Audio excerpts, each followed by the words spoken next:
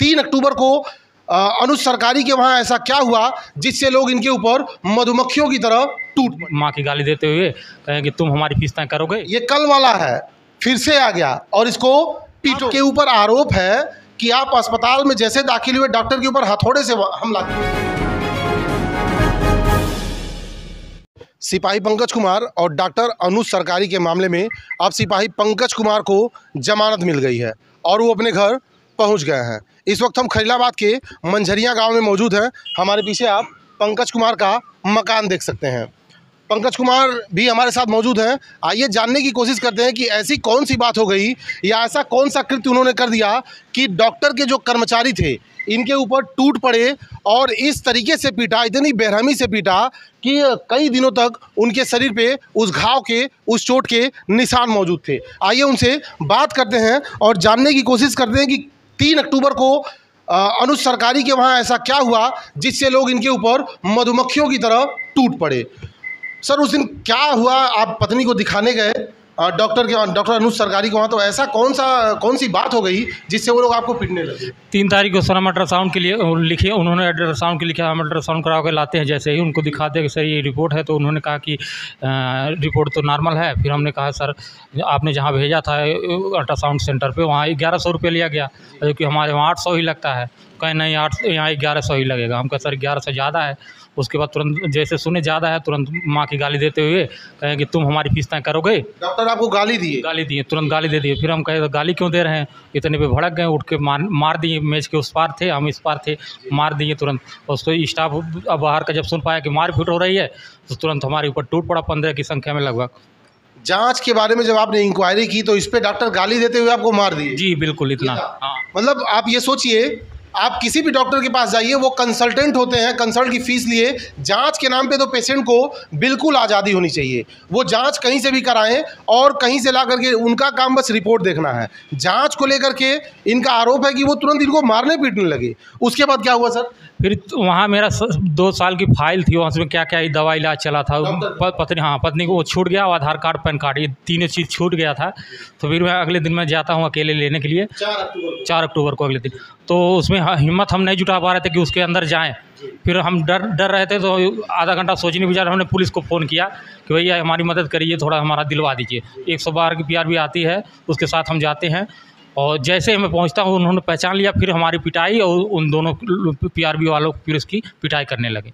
आप ये वीडियो देखिए, मैं वीडियो लगाया हूँ, साइड में चल भी रहा है। वो वीडियो देखिए किस तरह से, कितनी निर्दयता से इनको पीटा जा रहा है। और एक नहीं, 2, 4, 10 लोग मिलकर के, कोई हेलमेट से मार रहा है, कोई लात घूसों से मार रहा है। जिसको जो मिला उससे इनके ऊपर लोग टूट पड़े और इनको पीट रहे हैं। जब 4 अक्टूबर को आप PRV के साथ हॉस्पिटल में दाखिल हुए तो किसी से बात हुई या पहुंचते ही पहचान गए? वहाँ वो PRV वाले बात किए कि कहाँ है अनुज सरकारी, तो उन्होंने कहा चैम्बर में है। तो तब तक वो स्टाफ कह रहे हो तो ये तो कल वाला है, फिर से आ गया, इसको पीटो, तुरंत पिटवा देने। ये कल वाला है, फिर से आ गया और इसको पीटो। बात पे ध्यान दीजिएगा। अब ये बताइए, ये पीड़ित हैं और सालों से अपनी पत्नी का इस अस्पताल से उस अस्पताल भटक रहे हैं, इलाज करा रहे हैं। पहले दिन विवाद हो गया, इन्होंने उसको अवॉइड किया। ये PRV को बुलाते, आप सोचिए संत कबीर नगर से कोई गोरखपुर पहुंचेगा और किसी डॉक्टर के वहाँ वो मारपीट करने के इरादे से पहुंचेगा? कभी नहीं पहुंचेगा। अगर इनको मारपीट करना होता तो ये 2, 4, 10, 20, 40 लोगों को लेकर के अस्पताल पहुंचते और अपने साथ तमाम तरह के जो भी इनको औजार मिलते वो ले करके जाते और मारपीट करके निकल लेते। लेकिन नहीं, इनके मन में इस तरह की कोई चीज़ें नहीं थी। ये वहाँ अकेले पहुँचते हैं, बल्कि PRV को बुलाते हैं, 112 नंबर को कॉल करते हैं। सिस्टमेटिक तरीके से PRV वहाँ पहुँचती है और PRV के साथ ही अस्पताल में दाखिल होते हैं। उसके बाद इनको देखते ही वहाँ के जो कर्मचारी हैं वो आग बबूला हो जाते हैं और कहते हैं ये तो कल वाला है, इसको फिर पीटो। तो PRV जो आपके साथ मौजूद थी उन्होंने कोई मदद नहीं की? वो खुद अपनी जान बचाने के लिए परेशान थे कि हमारी क्या मदद करेंगे जी, वो खुद पीट रहे थे। आपके ऊपर आरोप है कि आप अस्पताल में जैसे दाखिल हुए डॉक्टर के ऊपर हथौड़े से हमला कर दिया? हाँ, आरोप भी लगा था। जब अगले दिन हम पेपर पढ़ रहे हैं तो पता चला आपको जो हथौड़े के आरोप में जेल भेजा गया है, जबकि मेरे पास कुछ था ही नहीं। डॉक्टर गिरा, मेरे सामने ही गिरा था, वो चैम्बर में गिरा था धक्का मुक्की में। उसका मेज का उसका कोना लगा था, उसका सिर फटा था।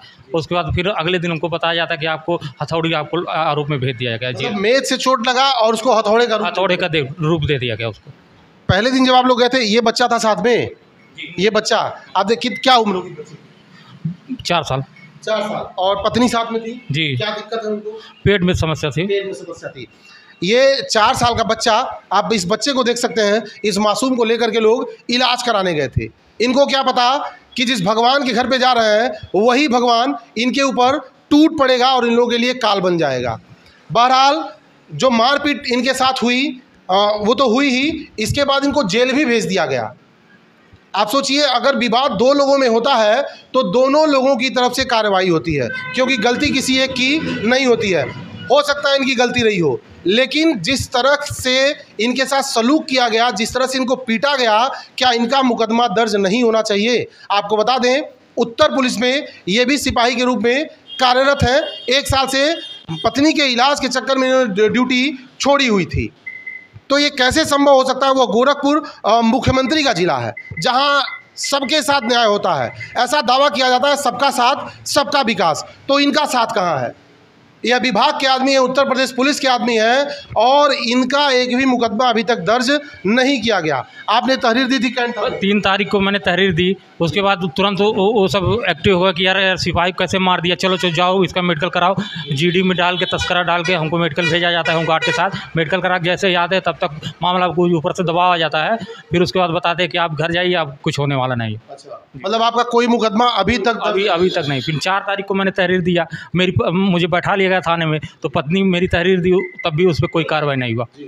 उनका कहना कि हम पहले जांच कर लेंगे, जो जितना दिन लगेगा उसके बाद फिर देखा जाएगा, मुकदमा बनेगा। तो बिना मुकदमे के जांच किस चीज़ की करेंगे? वही नहीं समझ में आ रहा। अगर आपसे वो तहरीर लिए नहीं, मान लीजिए कोई व्यक्ति थाने पे तहरीर देता और बताता मेरे साथ ये मामला है, तो उस चीज़ की जांच होती है। तो आपका मुकदमा तो दर्ज हुआ नहीं, तो जांच किस चीज़ की? अब वही पता नहीं, वो पुलिस जाने क्या जांच कर रही है। और उनका मुकदमा पहले दर्ज हो जाता है, उसके बाद अब विवेचना चल रही है, जांच चल रही है जी। और हमारा पहले विवेचना चलेगा तब मुकदमा दर्ज होगा। तो किसी 1 महीना बाद लग जाए, लेकिन अब कोई उसको सुनने वाला नहीं। किसी वरिष्ठ अधिकारियों से इस मामले को लेकर के मिले आप? जी सर, सबसे वरिष्ठ SSP सर से हमसे मिले, वहाँ से भी बस आश्वासन मिल रहा है पहले जाँच करेंगे तभी मुकदमा लिखेंगे। अभी जमानत के बाद जब आप घर पे आए तो इसके बाद भी गए थे किसी अधिकारी के पास?